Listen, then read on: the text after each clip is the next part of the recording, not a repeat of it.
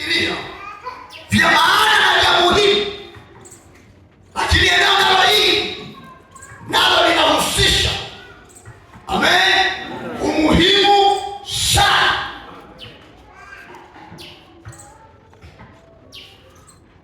Amen. Andiko kitabu cha Waebrania sura ya 12 mstari wake wa 14. Andika hapo kwenye diary yako, na kama unapoandika andika moyoni, lakini usijizoee kuandika moyoni. Tunaposema utakatifu, maana yake itakuwa ni nini? Tutapata tafasiri mbalimbali nyingi, lakini mimi vile ambavyo nimesimama nitasema vile ambavyo nimeandika, na hata mimi sijafika mwisho. Kwa hata wewe usichallenge, ona kwamba hayo yaliyoandikwa jumulisha na yapaa. Huo ndio utu wema wa kimungu na wa kiinjili.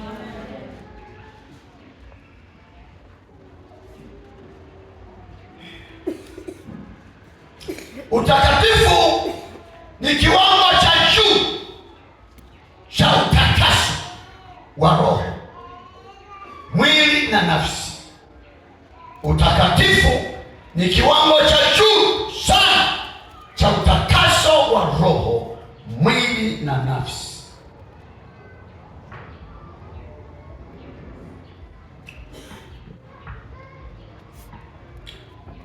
Na tunaposema utakatifu ni kiwango cha juu sana cha utakaso wa kiroho, lakini mwili pamoja na nafsi,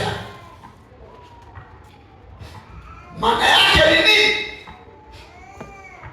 Ni kana kwamba inataka kutuzuia.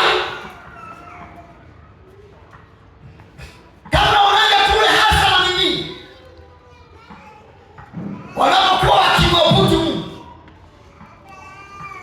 na unaona wanajaa roho, wananena kwa lugha, lakini ukiwaangalia wanaonekana wako uchi.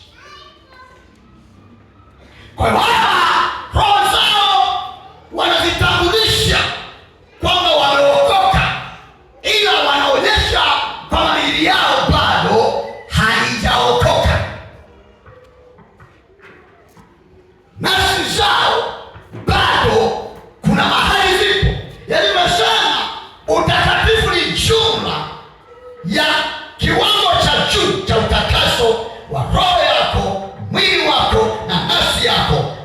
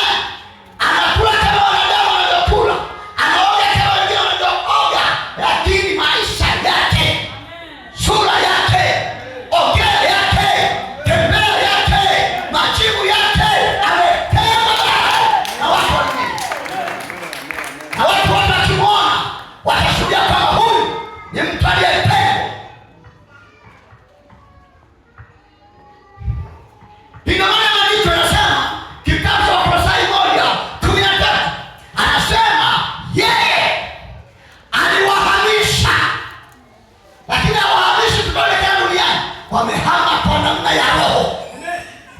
Na maandiko mengine yanasema si kuhamishwa tu, wataketishwa pamoja na Yesu. Si kiwango cha kawaida sana.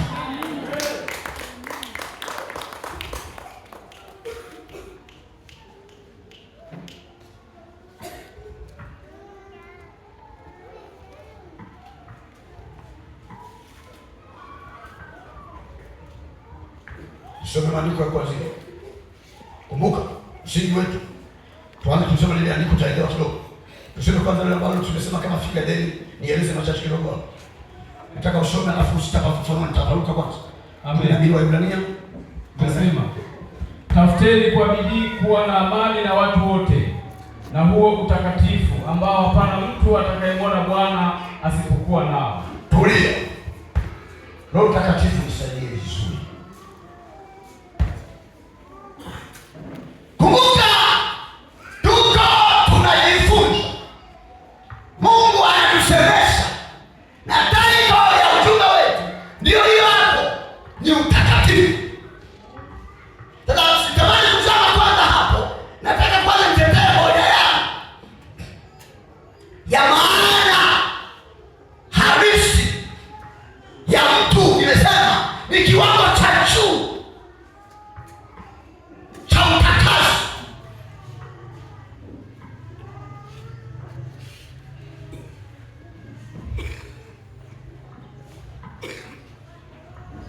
Kimaanisha anasema tafuteni kwa bidii kuwa na amani na watu wote. Lakini anasema na huo ndio hoja yangu hapo utakasa. Na huo utakatifu ambao hakuna mtu yeyote atakayemwona huyo Mungu. Na tunaona sababu nyingi kwa nini hatamuona huyo Mungu.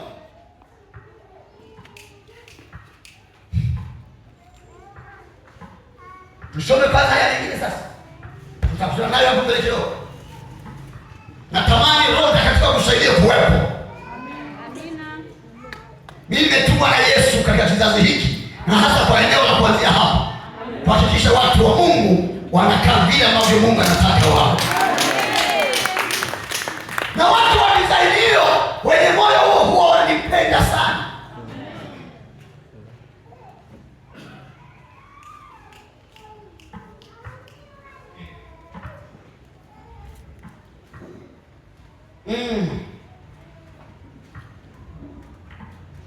Na siku moja akiwa yuko askofu hapa, Pastor Kenja alisema neno moja, akasema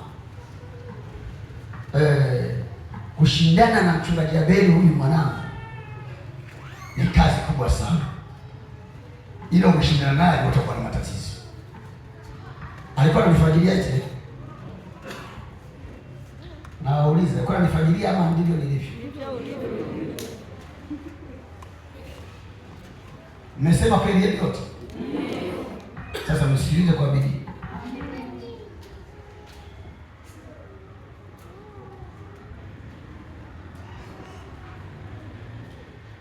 Tusome yale maandiko, Warumi 6:6. Yaani 6 mstari wa 6. Alafu wende mpaka mstari wa 13.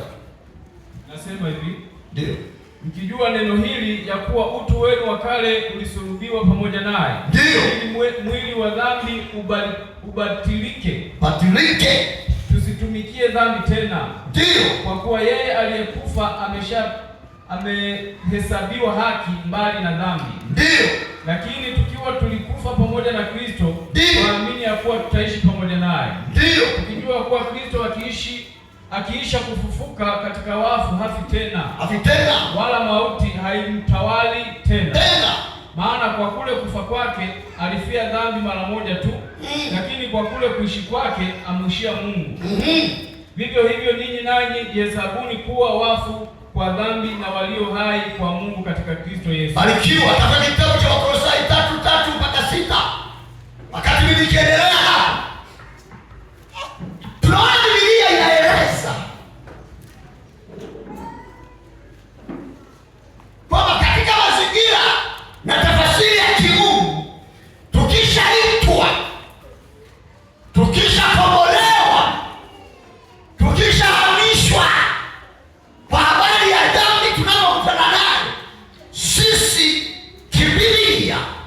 Miili yetu haisemi chochote, akili zetu hazioni chochote, hata kama kinaonekana ni cha thamani, hata kama kinaonekana kina mvuto.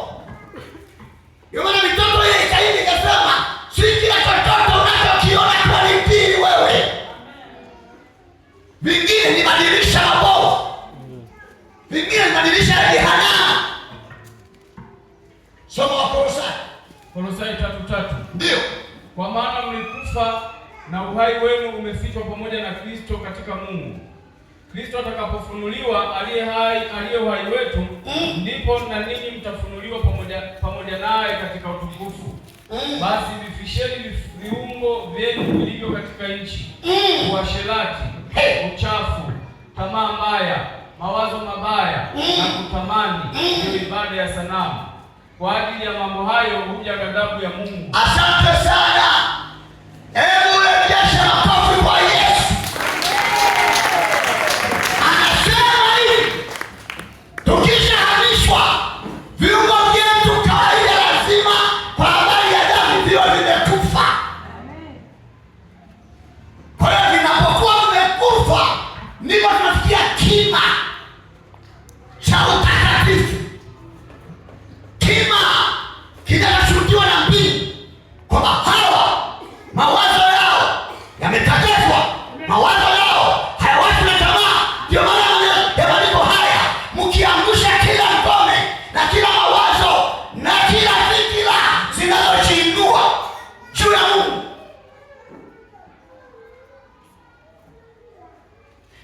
Ukiwa uko hapa kwa kadiri nilivyoelezea, anza kupiga picha aina ya samawati, uwezo wako wa kushinda. Unashindaje mawazo? Unashindaje fikira?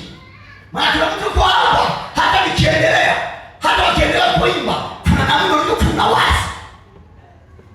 Ndio kusema kuhusisha utakatifu ni kima cha utakaso wa kima cha juu sana.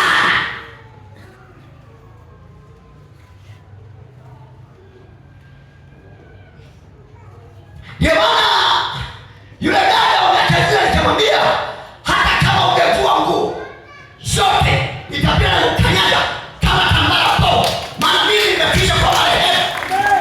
Pamoja na kabati ananiangalia, nataka niangalie tena, mimi nimekufa.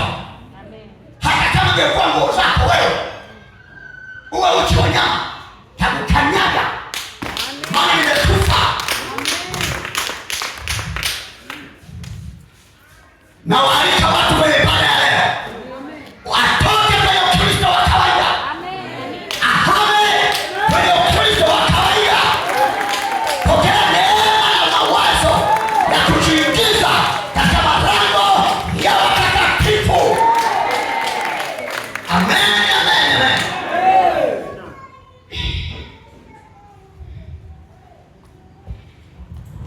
Na wana Yesu Kristo kwenye kiti cha enzi ana uchungu mwingi. Kwa nini uchungu mwingi? Tuko na jioni ya kunyakuliwa. Kwa anapoona kanisa liko wiki sana, moyo wake unauma, na hakuna fanyaye biashara akitarajia hasara. Wajasiriamali nimesema, of course serikali na ujasiriamali, tukiwakagua kwenye madaftari yenu pale, siku mmepata hasara, kimsingi chai haimeki vizuri.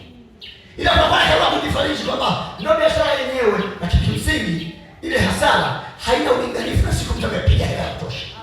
Yaani milioni ziko pale, lazima wewe ndio kiasi. Kwa hiyo mkiwa mtaa ya leta juisi, lakini siku hiyo watu wamekuja ndita. Na kama hawajapona vizuri, wanalaumiana. Bwana tusaidie sana. Amen. Pia Yesu akofi kama uko hapa.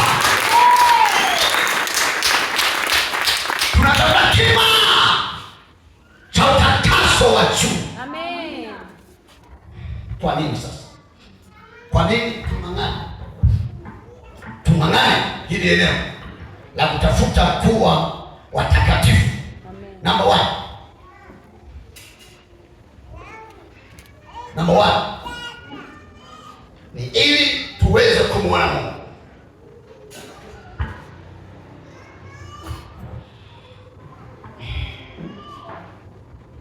Kitabu cha Waebrania hiyo sura 12:14.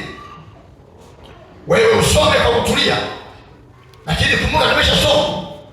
Anasema tafuteni kwa bidii kwa amani na watu wote, lakini na huo utakatifu ambao hakuna mtu yeyote anayeweza kumwona Baba mpaka awe.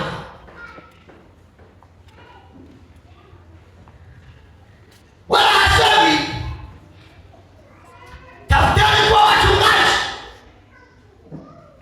wala hasemi penyeni kwa mashemasi, wala hasemi penyeni kwa wazee wa kanisa. Hasemi yeye anasema tu tafuta kwa bidii kuwa na amani na watu wote, wala na huo utakatifu nao utafuta kwa bidii, maana nje ya huo utamwona Bwana.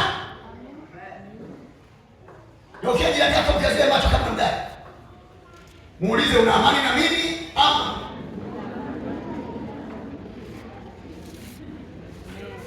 hata kama mke na mume mnaulizana, hakuna shida.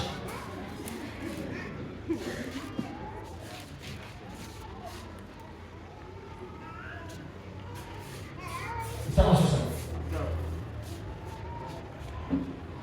Hii jamani, hata kwenye ndoa ya husika nikwambie sasa. Kwa hiyo ambaye hana mume hapa, hana mke hapa, piga macho kule ulikotokea. Umeacha amani au umeacha kabuze? Yaani umeacha bahari imeshafuka.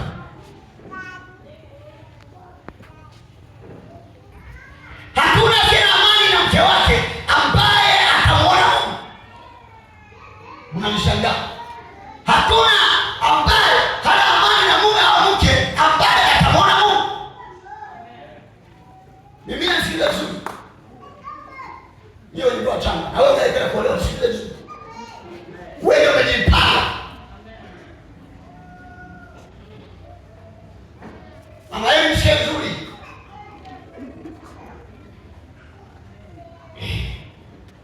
Wanasifiwe.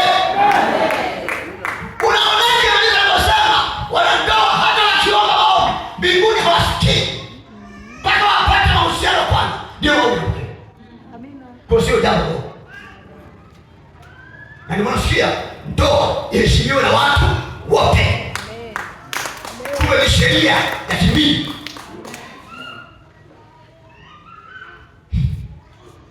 Nataka nishauri mtu ambaye hana mpango wa kwenda mbinguni. Kama ulikuwa ni dada, ulikuja ukiwa mdangaji, uende ukadange sana sana sana, utakapohukumiwa uhukumiwe kwa kima cha juu sana. Hiyo ndio Biblia anasema watakatifu hawa wazidi kujitakatifu sana. Halafu anashauri wale bila mzubazu, yaani wale mkanjia, endeleeni kwa bidii sana ili sikuhukumu, kwa kuwa mimi natoaga kwa haki. Ninamshauri nisije kuhukumu kwa sababu ya kamanume kamoja. Ulikuwa kwenye kwaya nini unashoropoka, nenda weka hadharani. Ndio ushauri wa mbinguni. Kuna gharama ndugu zangu, ni kima cha juu. Maana msima wewe ni mtu mwema sana.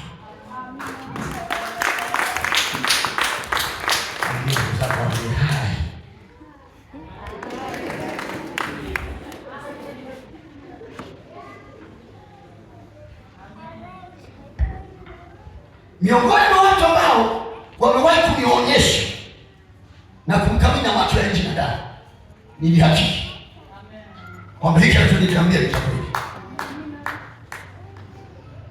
Nasema kwa faida ya watu wengi. Amina. Tulipokuwa kwenye chumba cha upekuzi cha uchumba, tuligundua kuna mambo machache ambayo yalitokea, kwa makosa ya kiufundi ambayo yametokana naye. Lakini niliposikia ninaeleza kuna kosa hili, kuna kosa hili, kuna kosa hili. Mengine yametokea na mchungaji huko wa muoaji, tunakosa hili, kuna kosa hili. Sema baba nisamehe mimi. Sema hapana, nimefuatilia kuna makosa, ila makosa tunasema ni makosa yanayotokana na ufundi mdogo, na hasa huko na coordination iliyokuwepo katika nchi. Lakini baada ya kuliapi sasa, tukiwa tumeachana, naona binti anarudi baada kama siku 3 siku 2. Kesho anasema sijalala usiku. Usingizi umenipaa. Nimewaza kama huyu baba ninayemwelewa ni mtu ambaye ni mstahilifu. Ustahilifu ni uvumilivu, si ndio? Yamkini huyu mtu ameamua kumezea ile makosa, ule msamaha pengine kutoka ndani. Je, nikienda kwenye hiyo ndoa nitakuwa salama? Kwa baba nimekuja kwa idea kutoka moyoni. Ninaona huo uchumba hakuna sababu ya kuendelea nao, ingawa mara ni tusi wiki zinakuja hapa, lakini kwa moyo kutoka ndani sioni fahari ya kwenda kuolewa, na wakati huu moyo wako ni ujeuri. Ningetamani ninapopenda kuolewa niende na baraka zote, lakini ndicho kima cha utakatifu. Nilipopima ule moyo, nikaona binti wa watu wamepiga magoti hapo chini yao, na mimi kumbuke sasa kwa Zumaridi. Niliamka siku moja pale nyumbani, natoka tu nikakwenda uwani, nikaona amepiga magoti, anatambaa. Sasa kwa tukaenda kafesi pale, nikaona anatambaa kwa magoti, analia. Sasa mimi napiga hata kwenda uwani, nilipogeuka kwenye stage hiyo, kuangalia hivi, nikaona binti yule anapiga magoti, anatambaa, analia. Ni nini? Nataka nikwambie, nilikimbia haraka. Maana kuna wale wanaume wanakimbia kwenye ibada zao zile za mapema. Naona hao wakimuona hivi, nikakimbia nikamja kwa yule binti, nikamsimamisha, nikamkimbiza ndani. Kwa nini mimi sasa nilikuwa Zumaridi?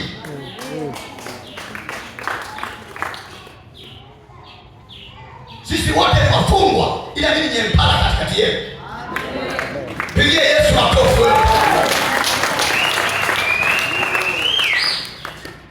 Kwa hiyo nikamwambia simama, mimi sasa nitangaza kuufuta kwa kibali chako. Anasema futa, na moyo wangu ni mweupe, nataka kwenda mbinguni. Amen. Nilipomsumu ndani, nikagundua kile kitu alichokisema kimetoka ndani. Nikamwambia kwa kima hiki, uchumba uendelee.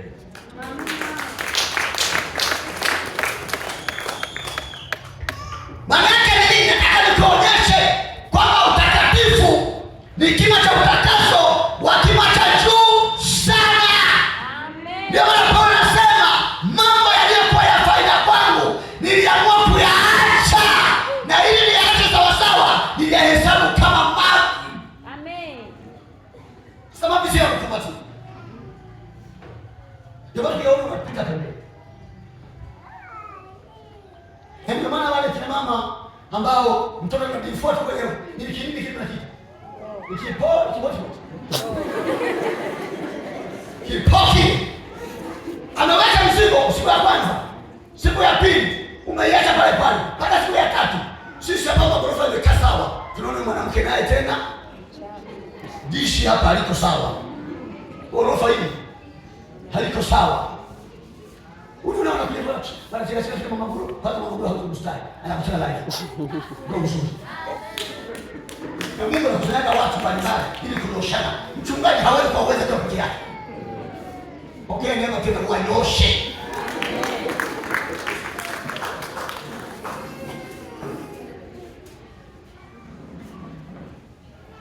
Nikaenda kwa tabiri moja hivi.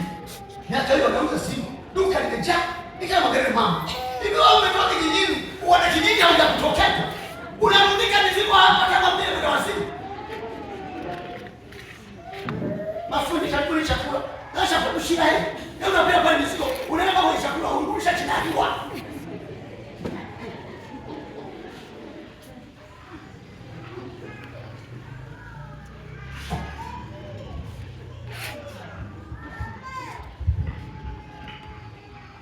Gharama na sai imeshawadia tayari. Yesu analitaka kanisa lake kuwa takatifu, maana saa ya kunyakuliwa ni sasa. Ndio maana tunaomba kana kwamba hatuishi tena. Ndio maana tunakuimba kana kwamba kesho tunakufa. Bwana asifiwe, Bwana asifiwe.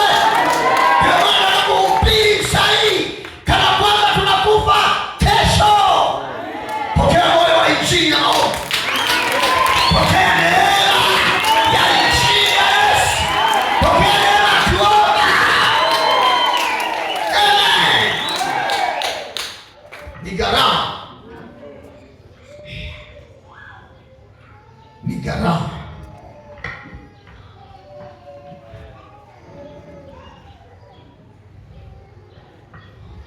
Ngoja nikukumbushe Ezekieli, wewe na mke wako wewe.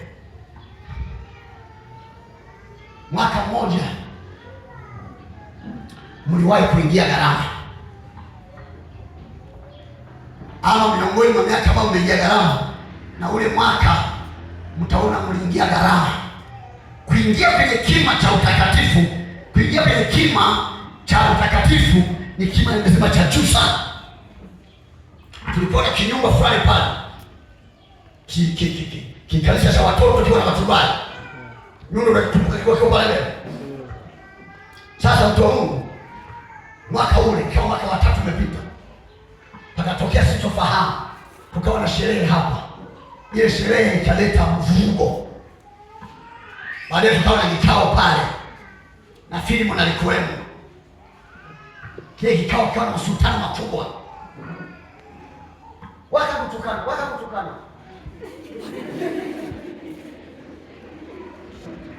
Yaani alichambuliwa, Ezekieli alichambuliwa kima cha kupigwa. Chambo lake na liko pale. Hivi kamera yako ni nani? Mkaguzi. Dada wa watu ametulia pale, anaangalia jamaa anatukanwa, anakemewa. Unaona roho mbaya, muone kufa na ufe. Sasa dada wa watu anaangalia mume wake alipochambuliwa, halafu anaona nimetulia tu. Punguza makali. Hata nimwambie baba, shortcut. Yale maneno yalikuwa ni magumu kwa Ezekieli. Na yale maneno ilikuwa tu kwa haraka, anatakiwa mchungaji wa mtu ampende au fukuze. Baadaye tuliachana. Nasema kwa faida za watu, tuliachana usiku. Siku ya kwanza, siku ya pili, ya tatu nafikia wakuja ibadani hawa watu. Lakini najua wana maumivu hawa. Akaja Kodesta, akaniambia baba, kwenye kikao nilikuwepo. Uliona nini? Kijana wangu Ezekieli anatukana vibaya, anaumizwa. Kwa unawaza nini? Na sikuwaona kwenye ibada. Mimi naamini changu ni kile kikao. Mimi nikasema ndio. 90%. Kwa unawaza nini? Nasema mimi nawaza kutokana na neema aliyopewa Ezekieli kwenye nyumba ya Mungu. Mimi najaribu kuona rohoni moyo wake na mke wake wangetamani nichukue maamuzi magumu kwa aliyewatusi. Kiwezekana nimfukuza ule mtego.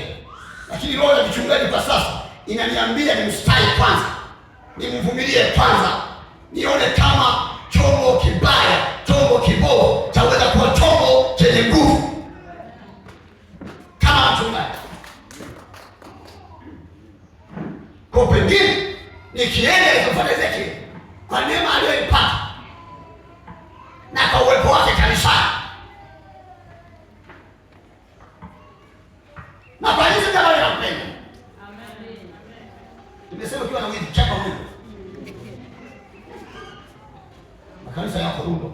Sikufukuzi na wazo lako. Sikia. Nikienda nikakuta na mawazo hayo, akiniamuru kwamba ufukuze, sina majibu yako. Kwa hiyo ninatulia.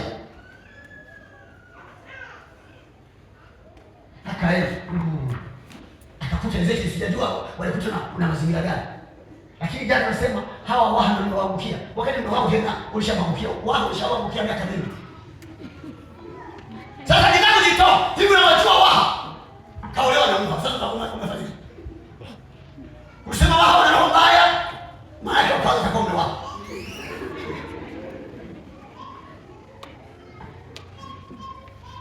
Na sasa imefika. Niliwaambia wale kuwepo. Yule askofu wa Rwanda ile anasikia kwenye gari. Dereva wake anasema, "Waha, huko tunakwenda ni wagumu kama chuma. Wawe na hela, wasiwe na hela, ni wagumu kama chuma." Mwambie jirani yako, mimi nakataa kuwa chuma. Mwambie mimi nitakuwa mtu wa sadaka. Mwambie mimi roho yangu itakuwa nyeupe hata kama ni nyeusi. Sura yangu sio roho. Sawa? Anasema watabarikiwaje hao unawasema Waha watoi, watabarikiwaje hawa? Na alikuwa anashuhudia Ezekiel Bimo. Asema yule mgeni alipita kwenye sadaka. Tulikuta kinote macho hatujawahi kukiona. Dola. Nafikiri kwa mara ya kwanza kutoa sadaka ya dola.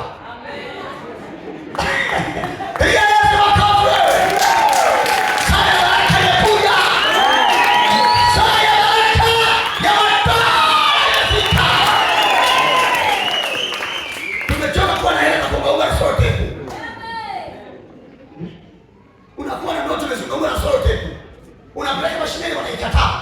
Unaenda mashine kwa shayo wanakataa. Unasema ndio mashine za sote na pia wapokee. Hiyo hela imeshafika mwisho wewe tu. Amen. Lazima tumekuta dola 100. Dola 100 shilingi ngapi? Laki mbili.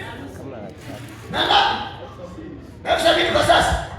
Sadaka hiyo moja pili kwenye chombo.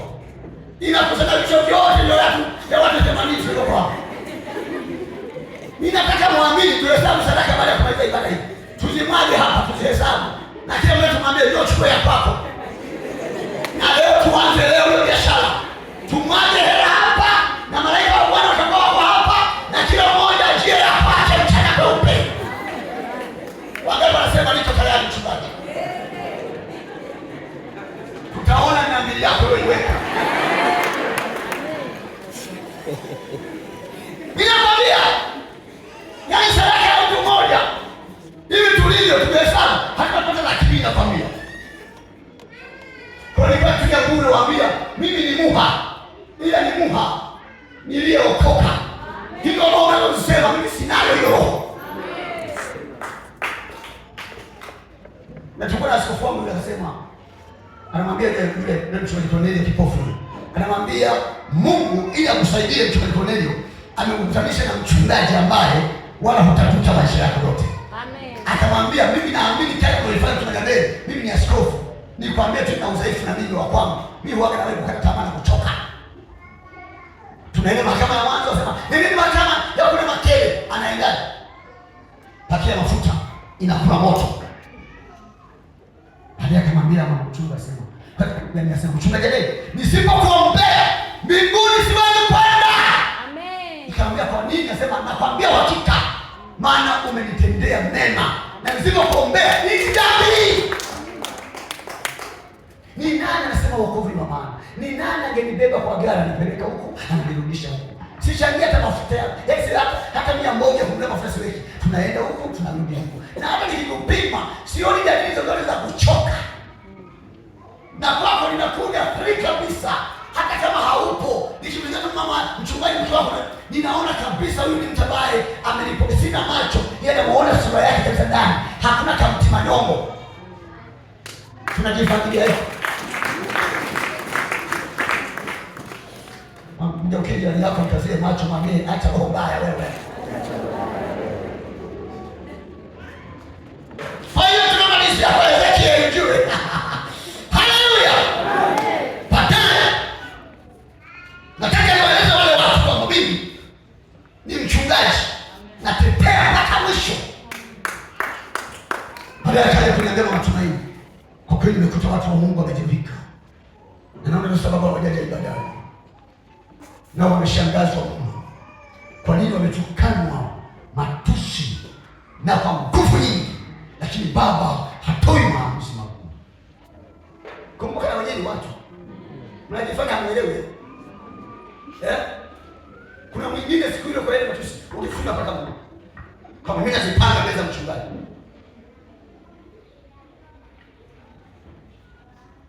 Nafikiri si kama Jumapili pia hao. Nyingine tena ibada nyingine hawakuja. Mama tu ananiambia, ungeenda kama siendi. Na waeleza watu ili waelewe kwamba mimi ni mtu wa namna gani.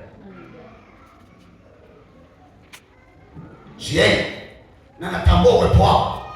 Kwaya hiyo imeshuti video kwa gharama zao. Free of charge. Wewe ushaji. Sawa jamaa, umerekodi bure, umeshuti video bure, ninajua uwepo wao.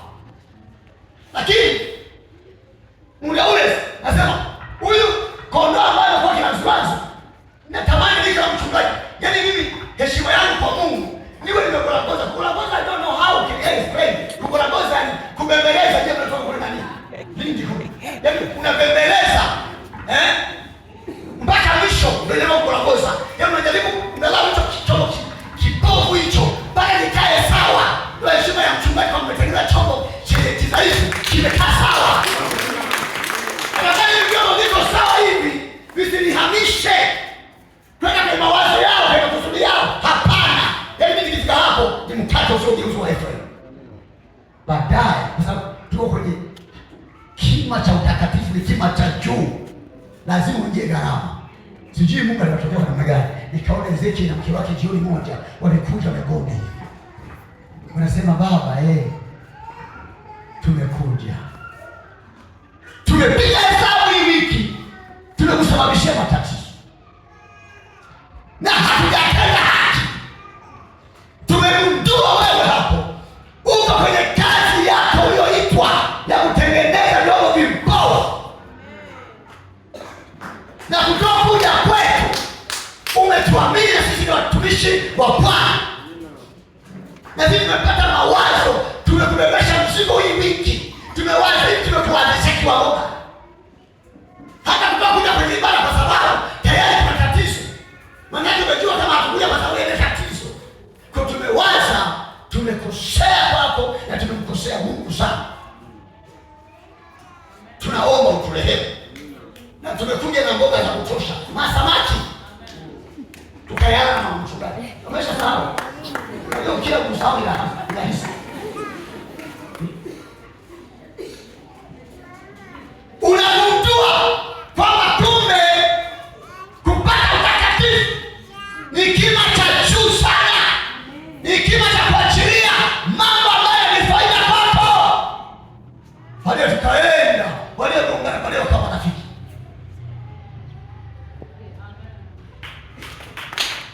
Tena marafiki hadatunge.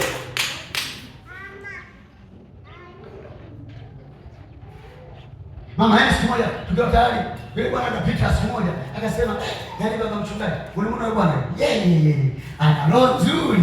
Sasa huyo amesahau, kama yeye atatuua. Piga Yesu makofi. Amen.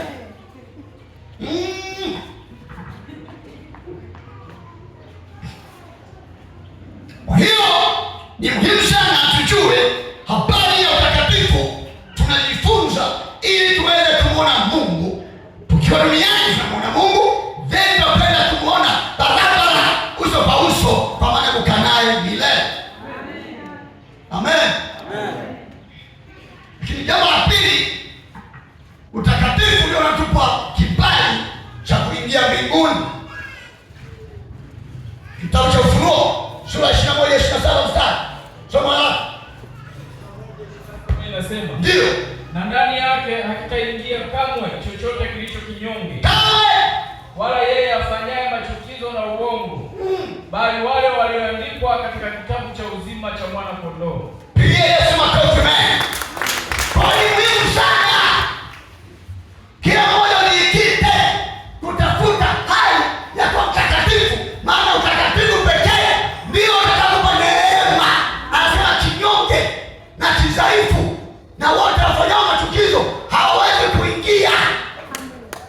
Kwa hiyo ni muhimu kutafuta kima hiki cha utakatifu, kwa sababu ndio kinakupa tiketi ya kuingia kwenye lango lile. Anaposema kinyonge na kidhaifu, anaona haitoshi, anasema watendao machukizo wote hawawezi kukanyaga, maana jina halitaonekana kwenye kitabu hicho. Bwana amsaidie sana. Kwa nini sana kuweza kuingia kwenye ufalme huo? Ni kwa sababu nyingi tu. Maandiko andika yafuatayo. Kitabu cha Walawi, Walawi 11 Bwana nini?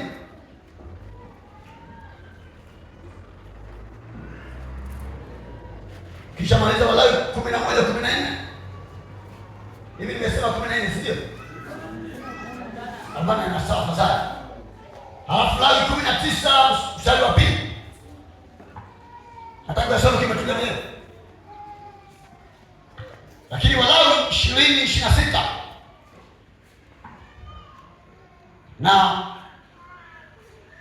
Petro wa kwanza 1:15. Tusome haya kwanza machache sasa. Walawi 20:26 na Petro wa kwanza 1:15. Tusome. Anasemaje? Nani mtakuwa watakatifu kwangu mimi, ndio kwa kuwa mimi Bwana ni mtakatifu. Good. Nami nimewatenga nanyi na mataifa, ili kwamba muwe wangu. Tupige makofi kwa Yesu. Tulisema tangu mwanzo kima cha utakatifu ni hali ya kutengwa. Anasema nimewatenga na mataifa, kwa muwe watu wangu. Kwa tunatembea tukiwa tumetengwa, kwamba tuko duniani ila tumetengwa, na sisi ni watakatifu kwa sababu mwenye kutuita yeye ni mtakatifu sana. Mgeukeni yako muulize, umetengwa ama bado hujatengwa? Mwambie kwa maneno yako hayo na kwa macho yako hayo, utakuwa umetengwa kweli? Mwambie Mungu anakujua. Okay. Petro wa kwanza tumesema, si ndio? Amen. Nasema hivi, bali kama yeye aliyewaita alivyo mtakatifu, ndio ninyi nanyi weni watakatifu katika mwenendo wenu wote. Wote. Jamani, tumeitwa na aliyetuita ni mtakatifu. Amen.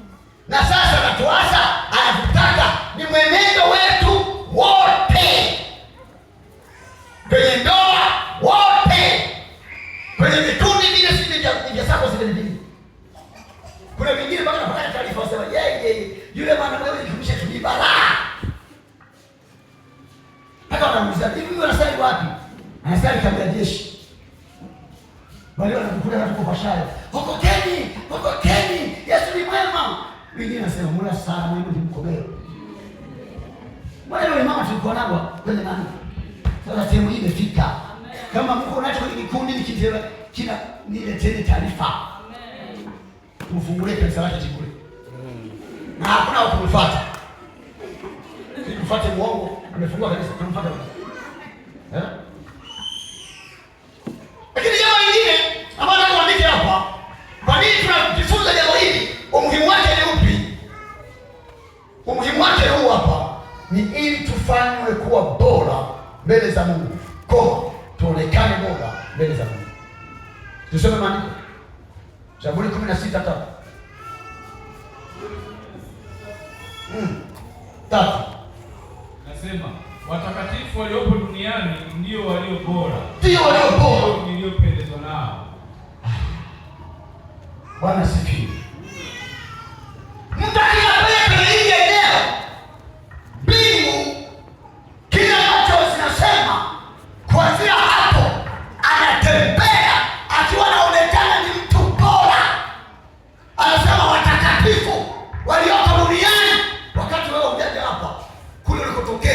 hawakuamini kama kuna watakatifu duniani. Ni sawa au sio sawa? Umekuja kujua hivi karibuni. Lakini ukweli ndio huwa kwamba mimi Mungu nasema watakatifu walioko duniani hao ndio walio bora. Lakini jambo la pili, tunatafuta utakatifu ili tuweze kupendwa na yeye. Amen. Amen.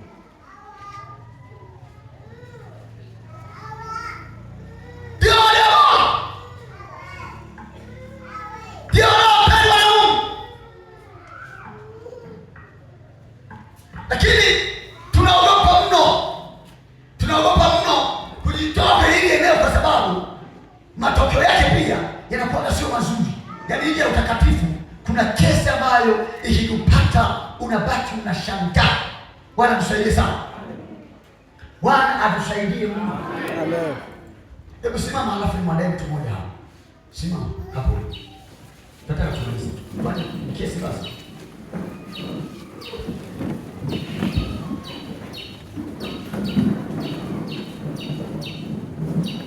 Kiume simama, msomaji soma andiko moja.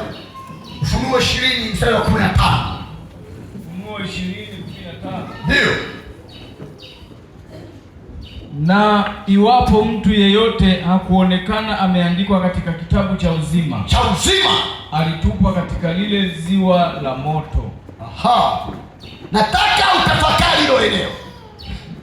Kwamba kwa nini utakatifu unang'ang'ana sisi mpaka tuwemo kwenye kima cha kuwa watakatifu wake? Ni kwa sababu nyuma ya kukosa kuwa mtakatifu kunayo matokeo mabaya. Maana wasio watakatifu kwenye kitabu cha uzima cha wenye haki hawaandikwi. Lakini nyuma kuna hatari zaidi, inasema iwapo jina lilionekana alikuandikwa, hao wote basi walitupwa katika ziwa hilo waka moto. Ni nani angetamani atupwe kwenye ziwa la moto? Ukinyosha mkono tutashangaa, labda wewe umesahau. Naomba ufunike macho yako, tuanze kutafakari kila mmoja kwa namna yake. Uanze kuona upendeleo wa Mungu kwako. Uanze kuyapima maisha unayoyaishi. Uanze kupima kauli zako kwa mume. Uanze kupima kauli zako kwa mke. Uanze kupima kauli zako hata kwa watoto. Uanze kupima kauli zako kwa majirani. Uanze kupima kauli zako kwa wateja wako. Uanze kupima kauli zako na kwa matajiri wako, mabosi wako, na hata wafanyakazi wako nao upime tena. Nakupa nafasi hii utafakari.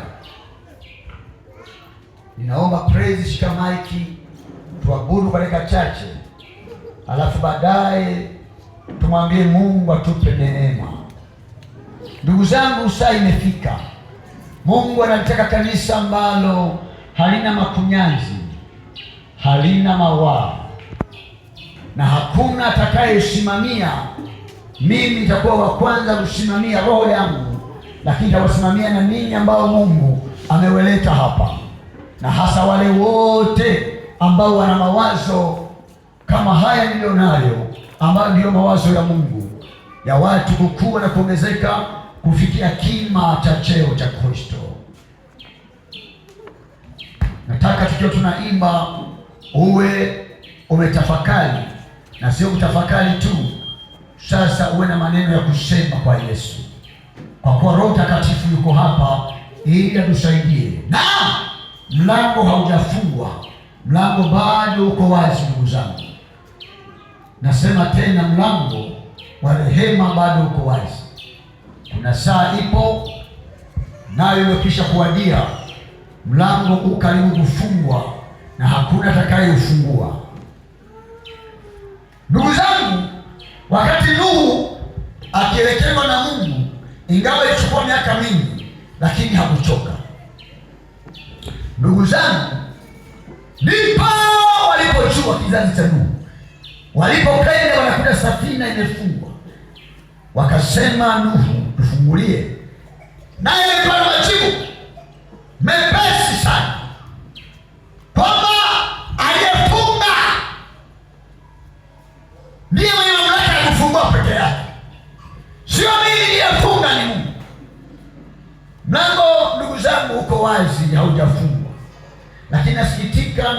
wangu mnaosikia, mlango muda wowote unafungwa. Funika macho yako, nimesema inua mikono yako juu, fuata ninachokuelekeza. Mlango utafungwa mara. Usiku wa leo nilikuwa ninahangaika tangu usiku wa juzi. Mama mchunga jana akawa nisemesha, niliona unavyohangaika mtu wa Mungu usiku wa juzi. Naona unalala kifudifudi, naona unalala ya tumbo, mara unakaa, mara unainuka. Nikaona uko kwenye tabu kubwa. Lakini maajabu niliyoona kwako mchungaji, niliona unaniaga kwamba unaondoka kwenda kwenye nyumba ya Mungu. Nikajua huyu ameona paka la pote, bora niende huku. Kwa hiyo usiku wa jana nikiwa na tafakari sana, nikaanza kuona ile mchungaji tulimzika juzi. Tulimzika tukiwa na wiki mbili tumeongea. Namuuliza, baba, wewe na mimi tulijipima kazi tuliyoifanya duniani, tukifa, je, tutakuwa na kitu cha kueleza kwa Mungu? Halafu mwenzangu wiki mbili akafa mbele. Wiki mbili mbele mwenzangu akafa yule.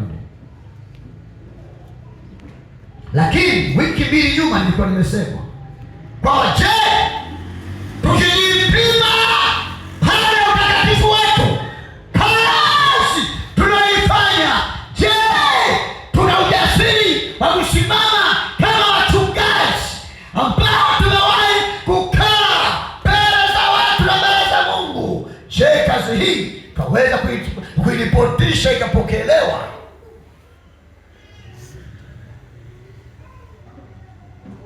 Tumefanya kazi kadhaa za shirika la Watermission, huwa kuna ukaguzi. Vile wanavyokagua maisha yetu yanakaguliwa, kuna saa tunakuja. Kwa usiku nikawa naanza kurudia yale maelezo ya marehemu mchungaji Niko na mimi nikiwa mwongozaji nasema, je, tukitoweka baba, je, wewe kazi yako ikipitisha kwenye moto? Maana kuna kipimo na maandiko yanasema kazi ya mtu ikiwa itapitishwa panapo moto, ikiwa haitateketea, basi anapata faida huyo mtu. Nikaanza kuwaza usiku wa kuamkia leo kwamba mwenzangu ametangulia. Sasa ile kazi niliyomwambia, nikaanza kumwambia, baba, kama nikujichagulia ningechagua mimi niongezee miaka, maana na mimi naona tu sio Mungu na siwezi kutoa haki yake, lakini mimi naona ni bora uniache kwanza. Na nikasikia wazo nataka kunijilia kwamba ungeniongezea hata miaka 3.5. Nikashtuka, nikajua nikiomba miaka 3 yawezekana hiyo ikakomea hapo, na nikawa sijafanya jambo tena.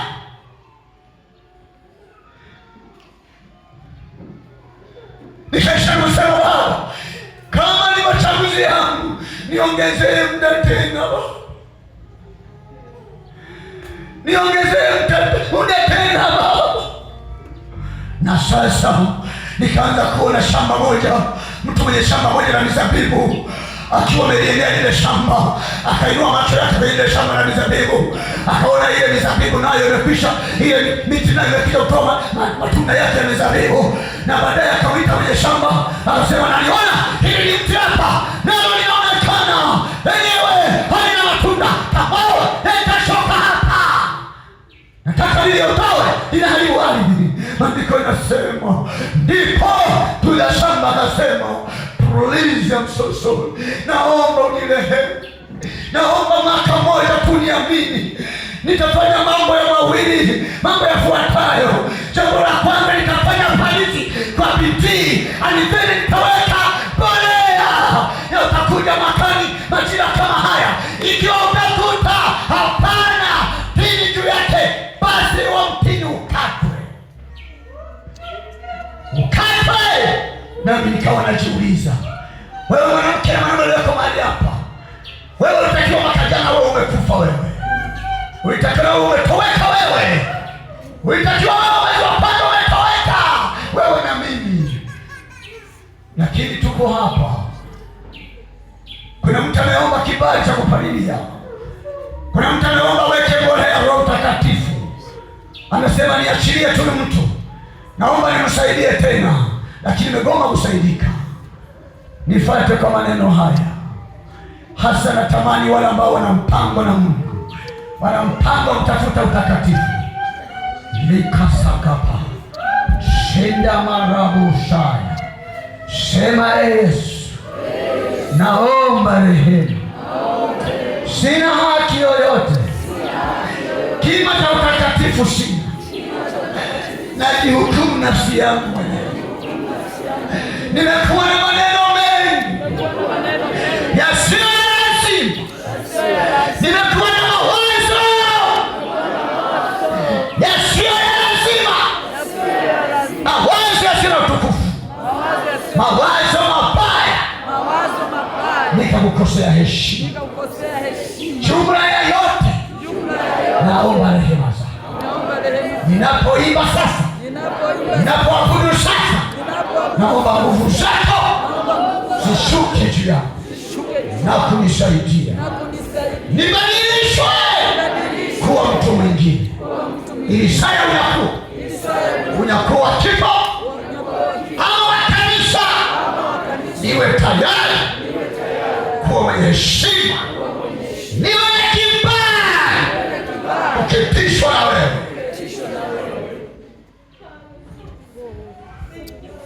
Hebu tuombe. Praise the Lord, tuombe. Inueni sauti zenu kwa Mungu.